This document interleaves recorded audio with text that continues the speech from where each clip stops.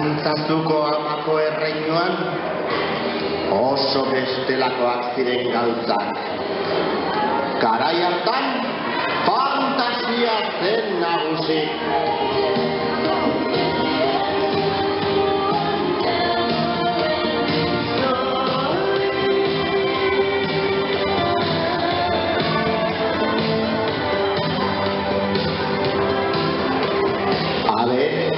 Abentura bizi ziren bertako neska mutilak. Izan ere, ipuinez inguratuak bizi baitziren. Itxura eta tamaina guztietakoak. Handiak, zein txikiak, luzeak zein motzak. Beldurrezkoak edo eta misteriozkoak. Non nahi aurkizitaketen, ikasgeletako liburutegietan, auzoko mediatekan eta baita etxiko aparategietan ere.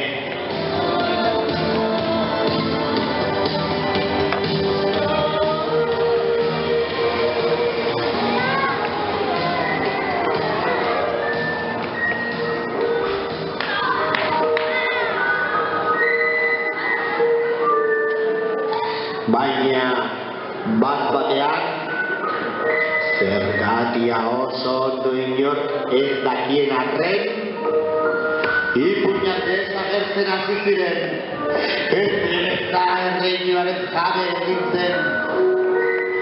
Biztanleak oso kezkatuta zeuden, eta are kezkatuago zegoena, Martuteneko erregina zen.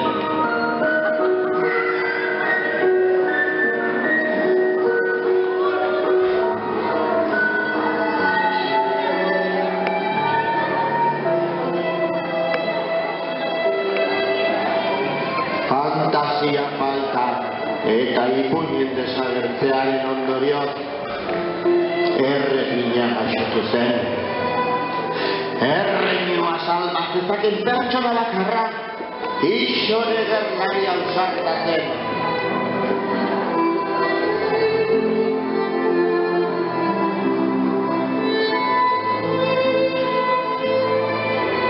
Eta erreginak esan zion. Zoaz nire erreinura, eta bildu maleta honetan topatzen dituzun ipuin guztiak. Zurekin dragoi magikoa bidaliko dut.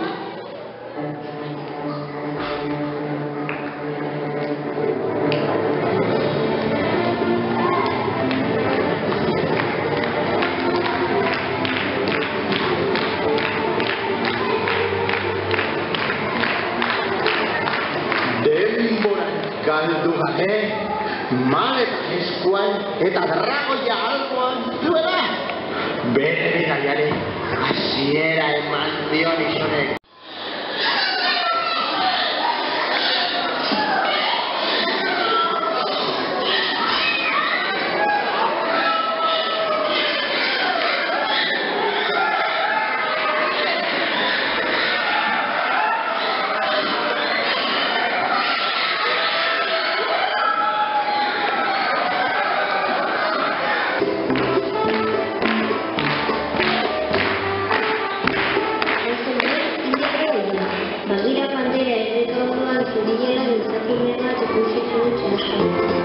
Arduraturik hartu zuen gizakumea eta otsoen familiara eraman zuen. Otsoek Mowgli izena jarri zioten eta beraiekin pozik hasi zen.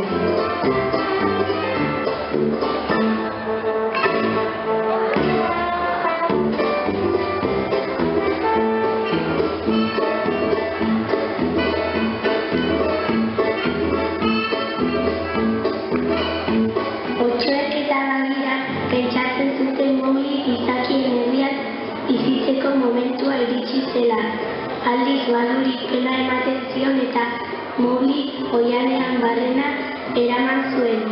Han hainbat arrisku ezagutu zituen. Kasubearen hipnosia, tximinoen bihurrikeriak, zirkaren zitalkeria eta elefanteen zorro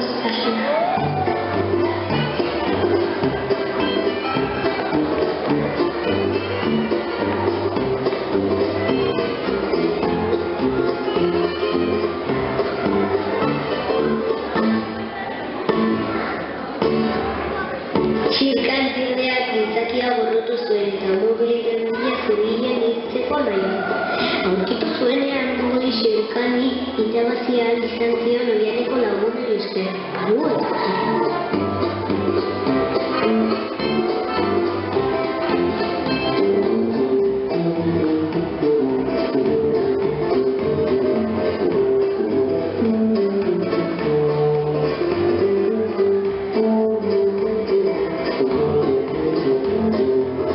bukaeran Banu konturatu zen Mowgli hobeto biziko zela gizakien herrian, eta hara eraman zuen Bagheeraren laguntzaz. Aurrerantzean Mowgli gizakiekin bizi zen, baina berarekiko zuen gaitasuna gorde zuen bere bihotzean beti.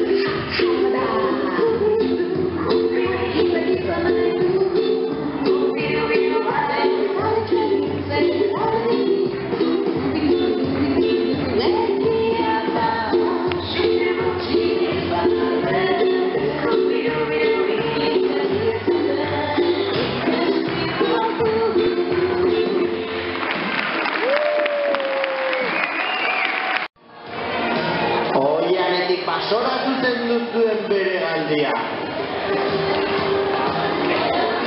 Bertan, txano gorridun ipotxa eta Edurne zuri ezagutu bat izan zituen orduan.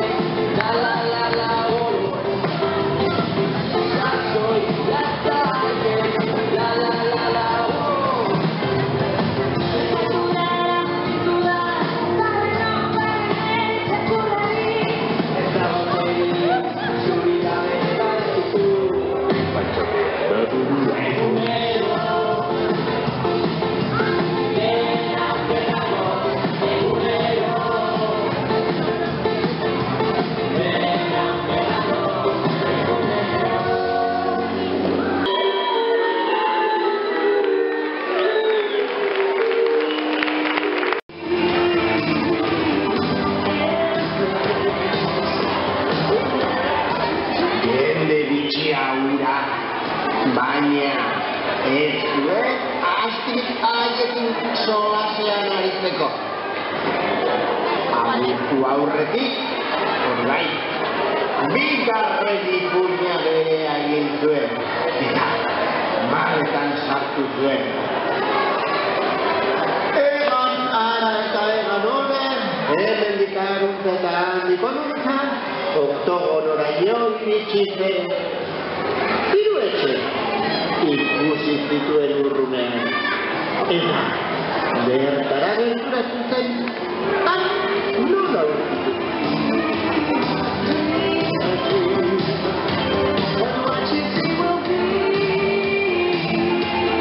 Basolidain batean, familia bat bizitzen hiru txerrikumekin.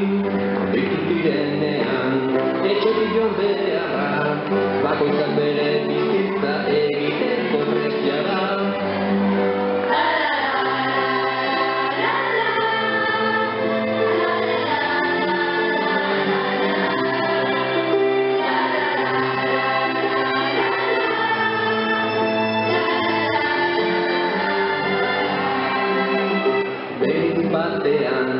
Basolidain batean, familia bat bizitzen hiru txerrikumekin. Bitu zirenean, etxetik joan beharra, bakoitzak bere bizitza egiteko prestia da.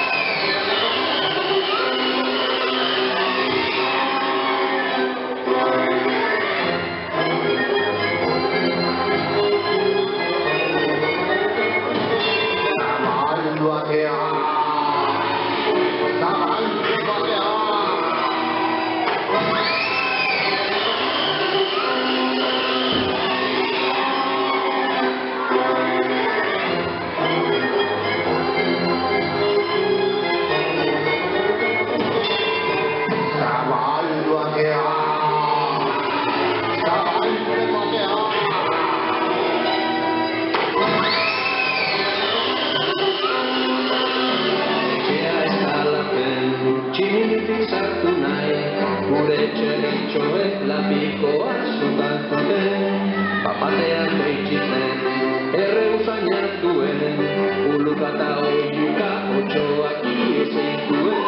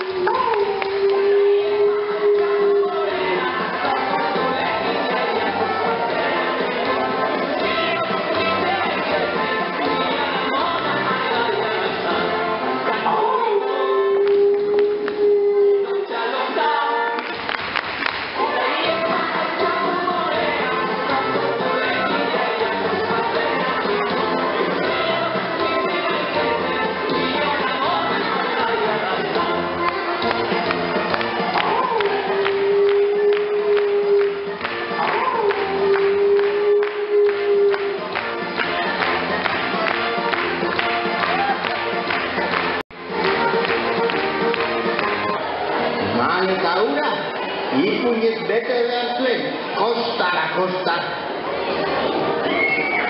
Batean, hura, zenkiratxa hura, nondiko zezetorren, ea?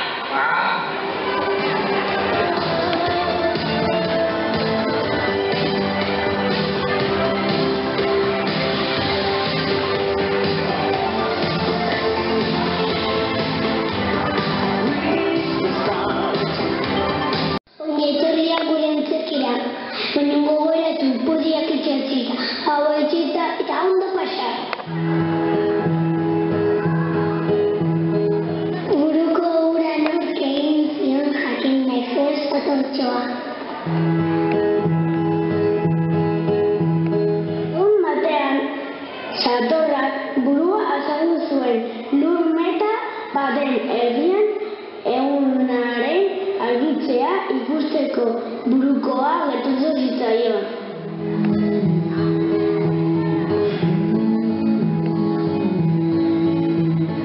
Bilibila eta marroia zen, txorizo baten antza zuen, baina okerrena hauxe zen buruan erori zitzaiola.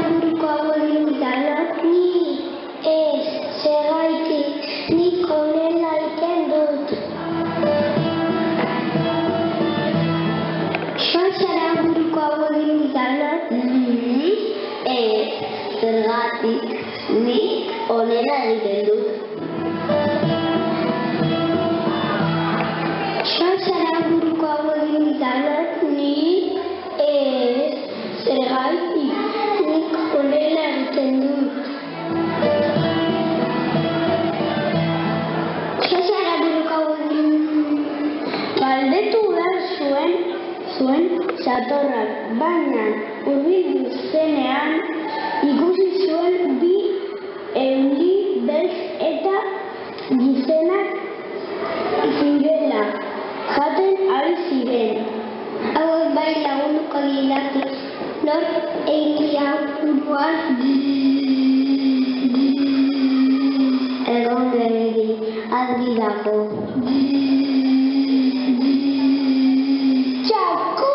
Izan da, jakin nork egin da buruko hau. Kiskurrez, harakinaren txafora.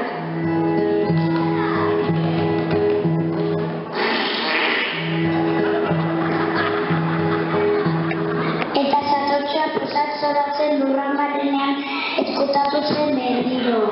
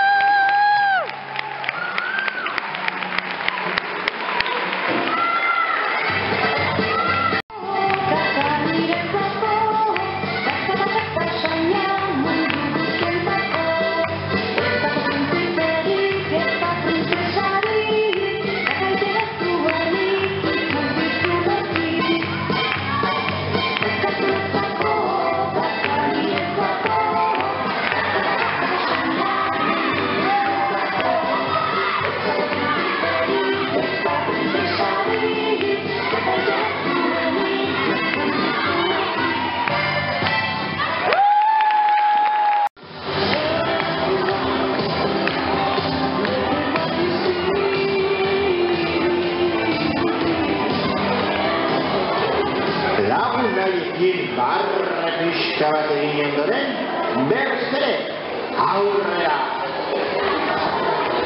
Zerekin topo egin ote zuen Urrena? Zein abentura ote zuen zai? Arroka handi bat bizkaratu zuen, kobazulo bat itxura. Begira, geratu zen.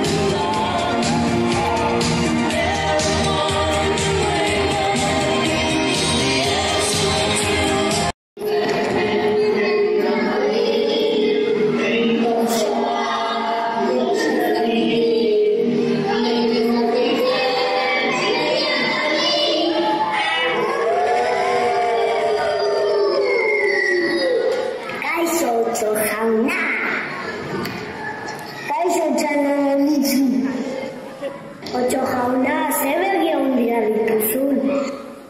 Zu eta ikusteko. Otxo jauna, ze zurrura handia dakazu?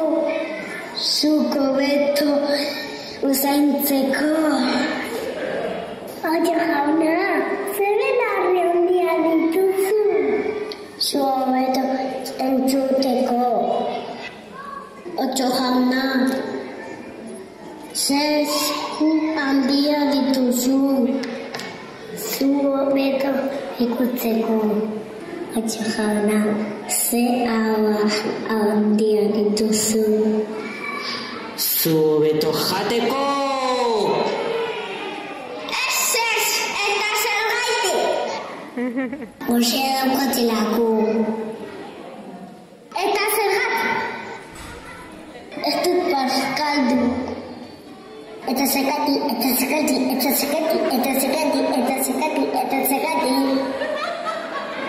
Ai, ama, ezin dinezka honekin. Entzaladat jatera noa. Otxo jauna.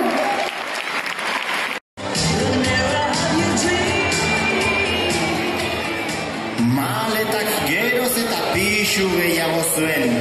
Eta isonek bidea bere amaierara iristen ari zela somatu zuen. Horixe pentsatzen ari zenean, oianeko erregaren horroa entzun zuen.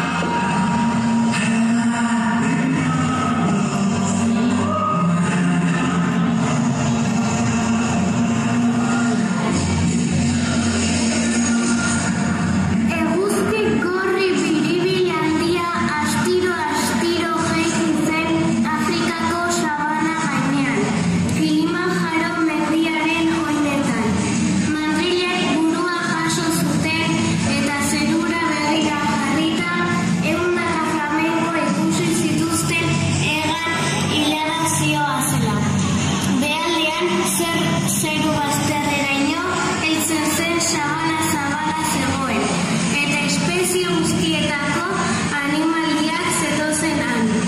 Jirafek konpasez egiten zuten ibilia, eta atzean pauso bakoitzean lurrari burrun baraminez, basurde handi eta astunak zetozen.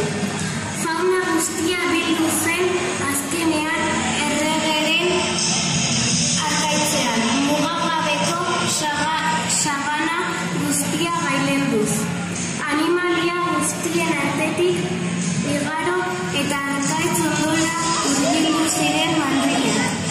Makilatik zintzilik zeramaten ura isuri zuten mandriek lehoi kumearen buruan eta hiru marra egin zizkioten bekokian. Gero, lehoi txikia mezuetan hartuz, gorantz igo zuten. Ongi etorri bizitzaren zirkulura, Simba txikia!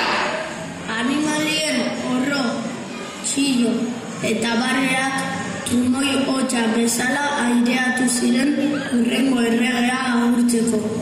Egunak joan ala, Simba, hazi eta lehoi gazte bilakatu zen. Goiz batean, aitak bere agindupeko lurrak erakustera eraman zuen.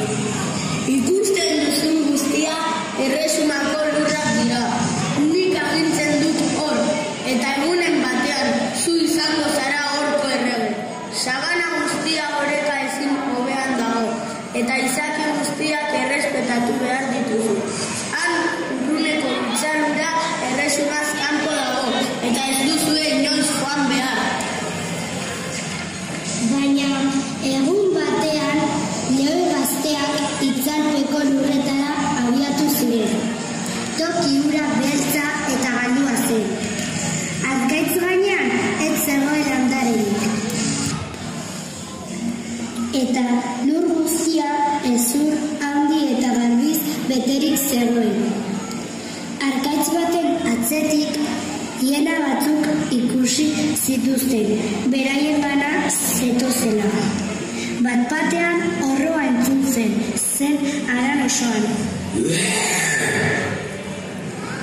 Mufasa erregeak hienak usatu zituen, eta handik alde egin zuten. Biharamunean, Oskarrek Simba paseatzera eraman zuen. Une batean, zarata geroz eta ozenagoa zetorkien, belarrira. Basurdeak ziren. Lehoiak arineketan hasi ziren, eta zuhaitz baten adarrera egin zuen salto. Mufasa Simba salbatu zuen, baina ezin izan zuen bere burua salbatu, eta karkaba ondora jauziarazi zuen Oskarrek. Simbak bere erru zaita hil zela pentsatu zuen, eta lurraietatik urrun joan zen. Orduan, Skar erreinuko errege bihurtu zen. Bitartean, sabanako animalien artean, lehoi erru bilakatu zen Simba, indartsu eta lerden. Gogoko zuten bizimodu hura, eta beraien leloa hauxe zen.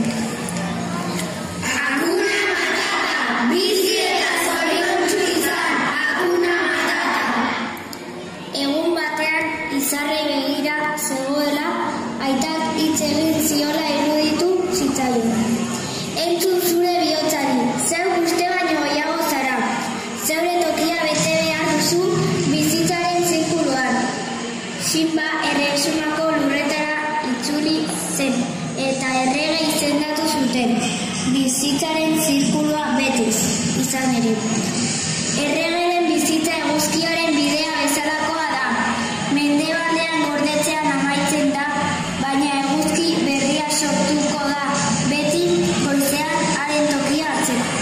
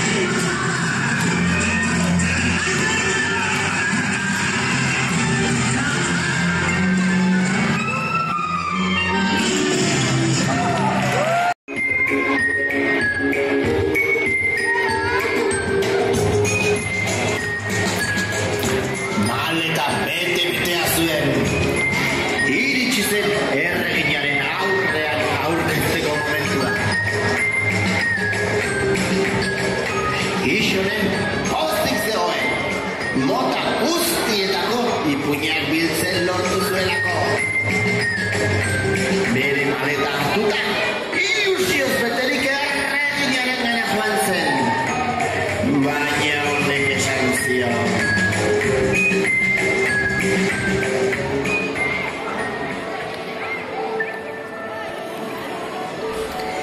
Martutenen fantasiaren arrastorik ere ez dagoia. Zure bidaiari hasiera eman zenionetik, egoerak okerrera egin du.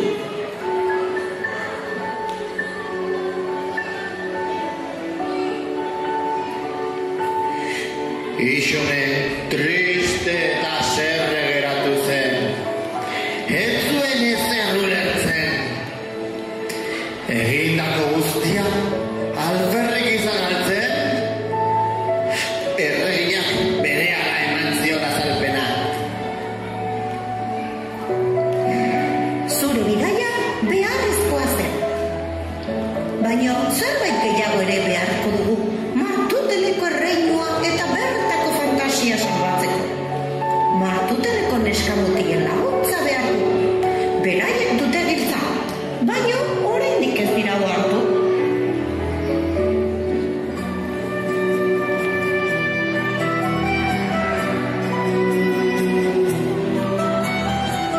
Martuteneko neskamutilak zurekin lagun izan dituzu bidaia guzti honetan zehar. Txanagoritxo, txerrikumeak, alibaba, satorra, denak. Baina oraindik ez dira hartu. Beraiek direla gaurko benetako protagonistak. Fantasiaren munduari ateak irekitzeko, egin behar dugun gauza bakarra, maleta hori izena jartzea. Eta, hau batez, izen berria denek batero jukatzea da. Beno, izena esan aurretik denok batera zenbatuko dugu. Prest zaudete? Guazen! 10, 9, 8,